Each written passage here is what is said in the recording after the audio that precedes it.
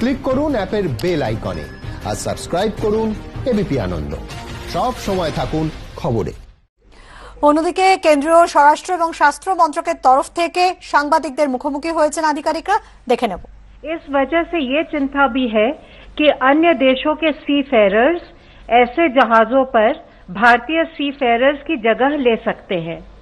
इसको मद्देनजर रखते हुए सरकार ने उनके साइन ऑन और साइन ऑफ के लिए 21 अप्रैल को एक स्टैंडर्ड ऑपरेटिंग प्रोसीजर जारी किया है। लॉकडाउन के एनफोर्समेंट देश में कुछ घटनाओं को छोड़ अधिकांश स्थानों पर संतोषजनक चल रहा है। आर्थिक गतिविधियों में खासकर ग्रामीण क्षेत्रों में प्रगति हो रही है। अप्रैल के महीने में 22 अप्रैल तक मनरेगा के तहत 1.5 करोड़ से अधिक श्रम दिवस अर्जित हुए हैं।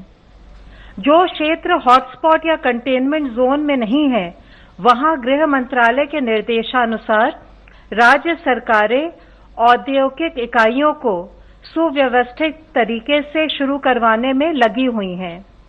कई स्थानों पर food processing units, special economic zones और एक्सपोर्ट ओरिएंटेड यूनिट्स इत्यादि जो पहले से ऑपरेशनल थी, उसमें भी वृद्धि हुई है। सड़क निर्माण, ईंट भट्टों, सीमेंट फैक्ट्रीज आदि से संबंधित कार्य भी शुरू हो गए हैं। कई कार्यों में प्रवासी श्रमिकों को भी रोजगार दिया जा रहा है। औद्योगिक इकाइयों की समस्याओं का फीडबैक लेकर उनको दूर करने के कदम भी उठाए जा रहे हैं। इस संदर्भ में होम सेक्रेटरी ने और सेक्रेटरी डीपीआईटी ने अभी इंडस्ट्री एसोसिएशंस के साथ वीडियो कॉन्फ्रेंसिंग पर मीटिंग की।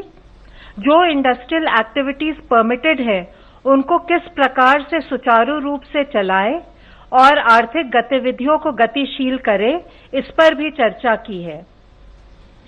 हमारे चिकित्सा क्षेत्र के भाई और बहन बड़ी निष्ठापूर्वक खुद की परवाह किए बिना कोविड-19 से हमें बचाने के लिए महत्वपूर्ण योगदान दे रहे हैं।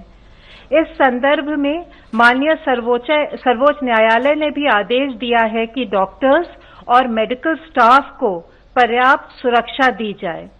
गृह मंत्रालय ने समय समय पर इस संबंध में सभी राज्य सरकारों को पत्र लिखकर सलाह दी है कि सभी डॉक्टर्स और मेडिकल स्टाफ को पर्याप्त सुरक्षा दें, चाहे वे हॉस्पिटल में कार्य कर रहे हों, क्वारंटाइन सेंटर में हों या परीक्षण हेतु फील्ड में जा रहे हों।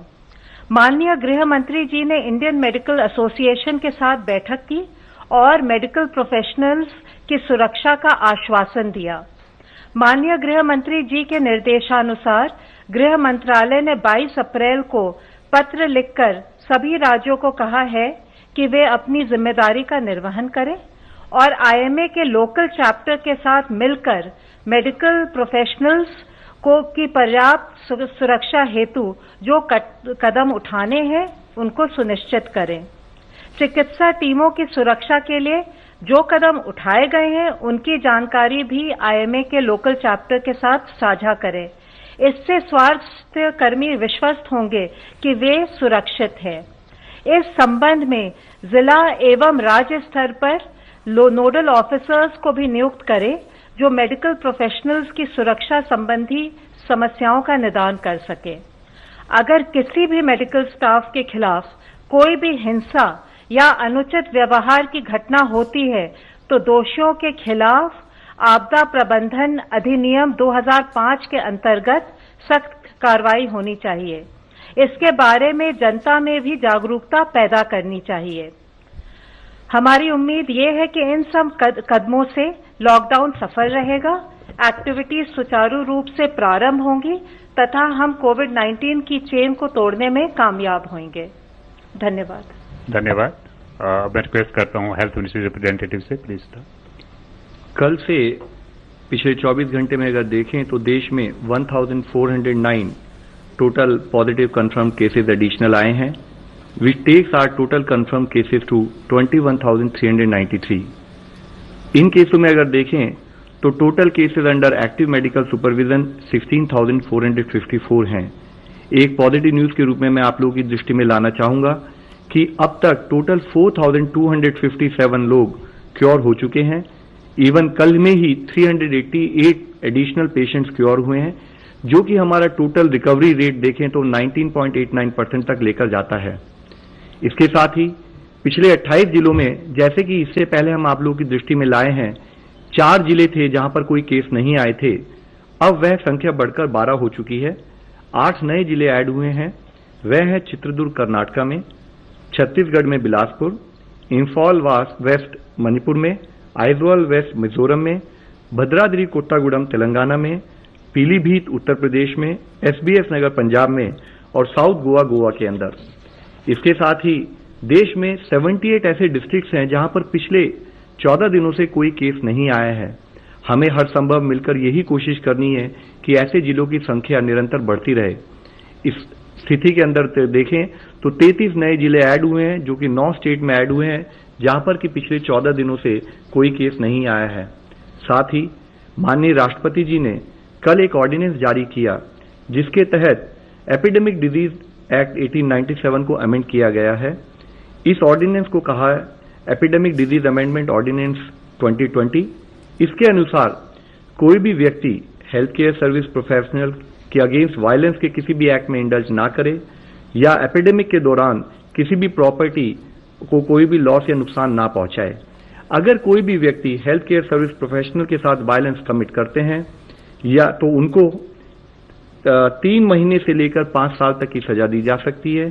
साथ ही 50,000 रुपए से लेकर 2 लाख रुपए तक का फाइन भी उनके ऊपर लेवी किया जा सकता है।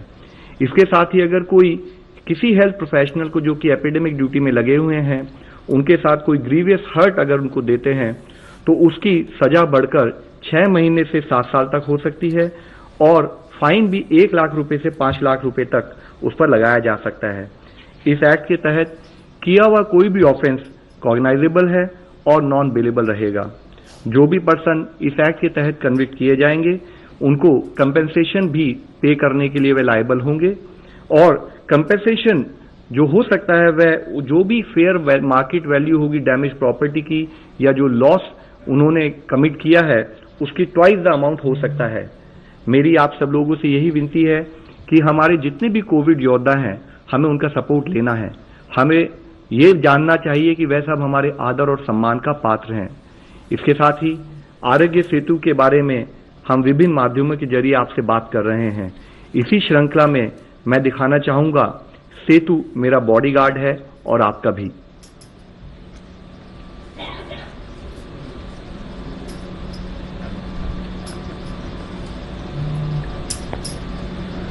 Good morning sir. आप कौन? सर मैं आपका नया बॉडीगार्ड सेतु। सेतु? लेकिन मेरे पास तो ऑलरेडी बॉडीगार्ड्स हैं। सर मैं एक अलग टाइप का बॉडीगार्ड हूं। कोरोना वायरस से आपकी बॉडी को सिर्फ सेतु ही गार्ड कर सकता है। कोरोना वायरस से? वो कैसे? सर वो ऐसे कि मैं आपको पहले ही बता देता हूं कि आपको कोरोना वायरस से कोई खतरा तो नहीं। अच्छा, आपके आसपास कोई कोरोना पॉजिटिव हो तो मैं आपको पहले ही अलर्ट कर देता हूं। कंटिन्यू। सर और तो और मैं आपको ये भी बताता हूं कि आपसे आपके परिवार वालों को कोई खतरा तो नहीं। मुझसे मेरी फैमिली को क्या खतरा होगा यार। सर जानबूझ के थोड़ी। अगर अनजाने में आप किसी कोरोना पॉजिटिव इंसान के टच में आ गए तो मैं आपको फौरन अलर्ट कर दूंगा ताकि कहीं आप इस बीमारी को अपनी फैमिली तक न पहुंचा दें। और ये सब सिर्फ मेरे लिए, सिर्फ आपके लिए ही नहीं सर। भारत सरकार ने मुझे 130 करोड़ हिंदुस्तानियों की रक्षा के लिए हर एक का पर्सनल बॉडीगार्ड बनाया है। अरे कहां गया? टेंशन मत लीजिए सर, हर वक्त आपके फोन में एक ऐप बनकर रहूंगा।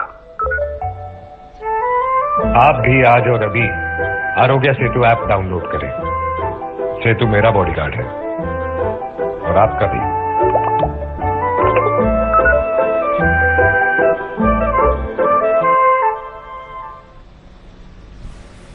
Today we are also joined by Mr. C.K. Mishra, Director ICMR and Director AIIMS। आप सब लोगों को विदित है कि कोविड की इस लड़ाई में, इस महामारी के युद्ध में गवर्नमेंट की तरफ से 11 एम्पावर्ड ग्रुप बनाए गए थे गाइडेंस के लिए और उसमें से एक ग्रुप नंबर 2 जिसका मुख्य कार्य है कि अवेलेबिलिटी ऑफ हॉस्पिटल्स, क्वारंटाइन और आइसोलेशन फैसिलिटीज, डिजीज सर्वेलेंस और टेस्टिंग के विषय में गाइडेंस देना, काम करना। अब मैं रिक्वेस्ट करूंगा सीके मिश्रा साहब से कि फर्दर हमें बताएं प्लीज।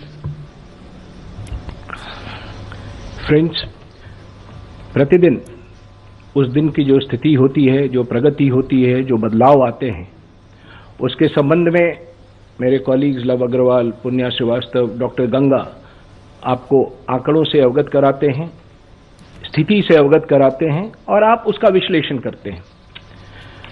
आज हम सब मिलकर ये प्रयास कर रहे हैं कि आंकड़ों से थोड़ा अलग हटकर हम इस बात की चर्चा करें कि इस कोविड की लड़ाई में एक, हमारी रणनीति क्या है और दो, हमारी तैयारी क्या है। अब मैं इससे आगे बढ़ता हूं और हम ये देखने का प्रयास करें कि अन्य देशों की तुलना में हमारी क्या स्थिति है। It's a rough comparison. There can be no one-to-one comparison. Each country is different and each country needs a different strategy. But this is roughly a rough comparison that we have presented before you. What I would like to point at is this yellow line. If I can get my pointer there. Right at the bottom, that is India's story. And we have deliberately taken a case of 400th case on 23rd of March.